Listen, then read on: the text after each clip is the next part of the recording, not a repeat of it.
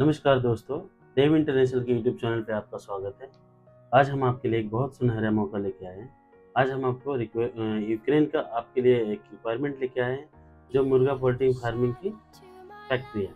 उसमें मुर्गे पकड़ने हैं, उनकी सैनिटाइजिंग करनी है। टोटल मुर्गा पोल्ट्री फार्मिंग का काम है, जिसकी सैलरी 800 से $1000 होने वाली है। 2 साल का कॉन्ट्रैक्ट है और 5 डेज़ वर्किंग है। इसके लिए अप्लाई करने के लिए आपके पास पीसीसी, पासपोर्ट और इंग्लिश बोलने वाले लड़के चाहिए। ज़्यादातर लड़के साउथ से हों तो ज़्यादा अच्छा है। साउथ के लड़के ही चाहिए एक्चुअली। तो आप अप्लाई करने के लिए हमारे यूट्यूब चैनल पे जाके वहाँ पे एक नंबर दिखेगा आपको, उस पे कॉल करके सारी डिटेल्स जान सकते हैं और ऑफ़िस विज़िट करके भी सारी डिटेल्स जान सकते हैं।